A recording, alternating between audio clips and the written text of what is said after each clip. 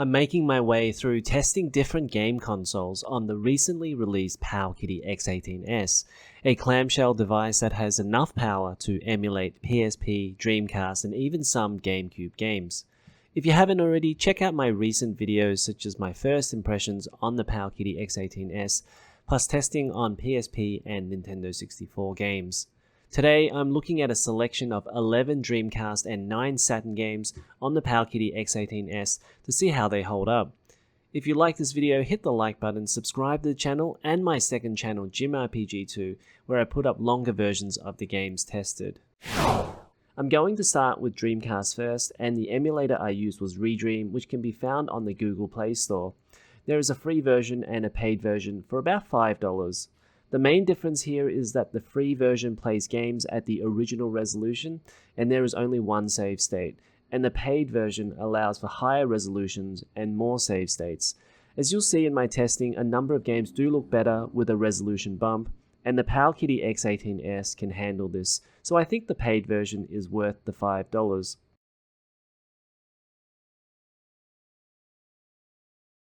Let's start with Crazy Taxi, and I found this game works best at 1x resolution on the X18S. I think 2x could be fine, but there were some stutters, and 1x just seemed the smoothest. Crazy Taxi works pretty well. I've always found it a really difficult game to get to grips with the controls, and doing special moves is really necessary to do well in this game. The controls on the X18S has rather awkward trigger buttons, and it makes it really tricky to play this game well.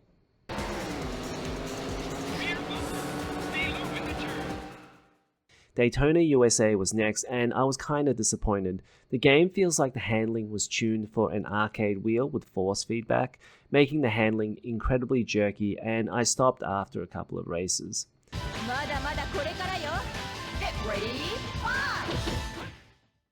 Dead or Alive 2 blew me away with how good this looks. The graphics are super sharp even at 1x, and the gameplay is fast and frenetic. And the way you can knock your opponents off down to lower levels makes this feel really next gen. Those veterans of the blues, the Jake Richards band, with a great live version of Metropolis Street Racer is made by one of my favorite but now extinct developers, Bizarre Creations, who made the Project Gotham racing series. Many elements from PGR were taken from MSR, including city racing, radio stations, and racing for kudos. While this game doesn't record well given how dark it is, it uses real time to determine the day-night cycle in the game, so you can race this during the day and it's not as dark as this. This is personally my favorite racing game on the Dreamcast, and the game gets a big uplift in graphics when playing at 2x.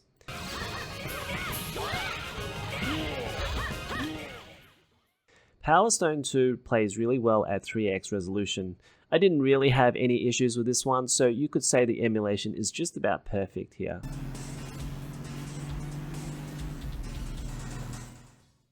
Sega GT emulates fine, and I ran this at 3x resolution without issue, but as a game I think there are better simulation races out there. MSR, as I mentioned earlier, feels like a better racer than this, and I think Gran Turismo 1 and 2 plays better as well. Obviously, if you only had a Dreamcast in the past, Sega GT is a pretty darn good racer, all things considered.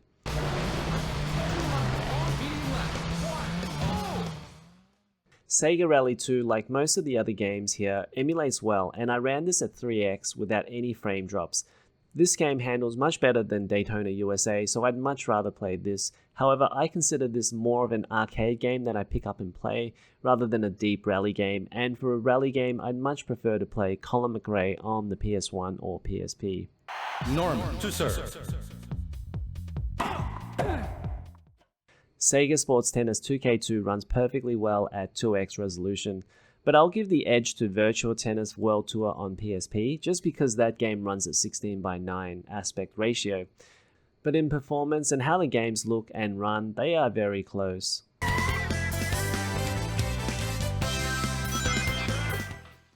Sonic Adventure fans might not like hearing what I'm about to say, and that is this game's controls and camera are really bad. Somehow I don't think it's the Powkiddy X18S controls that are the problem, as most other games seem to work fine. It almost feels like the analog stick controls in just 8 directions only, while the game requires more than that. The camera also doesn't follow Sonic fast enough, and a lot of the time, the camera spins around only for it to be the wrong direction of the way the analog stick is being held. I just don't get how this game can be so bad when most other games from this era were much better. But let's end on a positive note. Sonic Generations is a way better game than this.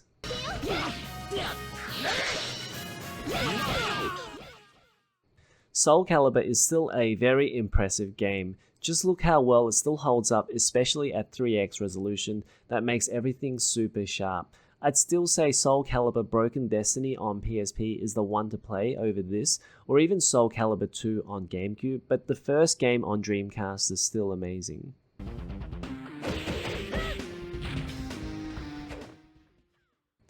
Virtua Fighter 3TB, the TB stands for Team Battle, plays great and runs flawlessly. The graphics are a huge improvement over Virtua Fighter 2 on the Saturn, a game that I also tested, which I'll show later in the video. Let's talk about Sega Saturn, and I'm using the free version of the Yaba Sanshiro emulator on Android. The paid version is about $5 and removes the ads and the install limit of games on the device if you decide to add them through the emulator itself. You can get around this limit by just putting the games in the Yaba Sanshiro directory on the device or the SD card.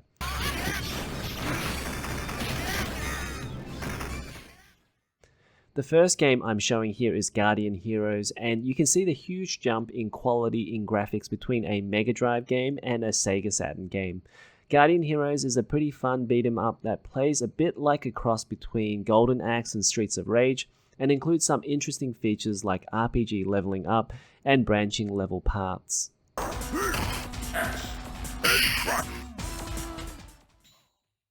Marvel Super Heroes is a superb game that runs flawlessly on this emulator. As with Guardian Heroes, you can really see how much better this game looks compared to 16-bit era games as it gets much closer to the arcade original. This is a surprisingly fun game that holds up to this day given we are still very much into Marvel characters.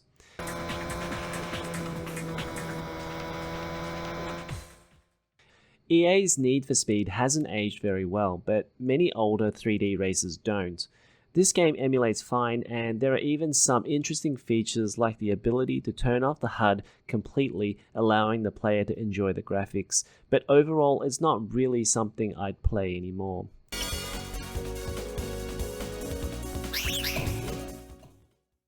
Nights into Dreams does what Sonic Adventure didn't on the Dreamcast, and that is to make traversing around a 3D world fun. While the controls could be better still, it's much easier to fly around in this game and control the character than in Sonic Adventure.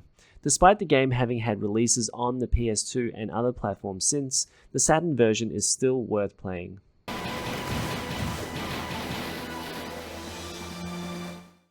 Panzer Dragoon emulates impressively well. It gets a bit of a resolution bump from the emulator, and being an on-rail shooter, it's generally pretty easy to get into and fun to play.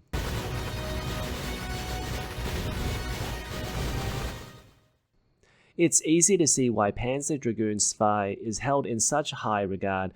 This game tries to replicate that epic Star Wars feeling. The developers did an amazing job on the graphics in this game as the levels are huge. The controls still feel really good, and given it's on rails, it still plays pretty well to this day.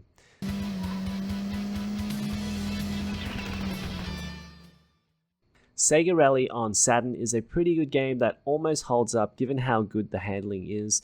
Most 3D racing games don't handle great, but this plays well enough that it's worthy of a bit of a play.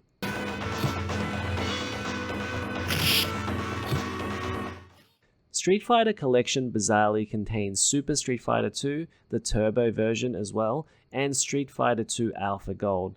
This has a pretty nice port of Super Street Fighter 2, though I did detect a bit of slowdown here and there. I also found it difficult to engage Dragon Punches, but that might have something to do with the D-pad on the X18S. There are probably better ways to play Street Fighter 2 games on the X18S, but the Saturn port is still solid.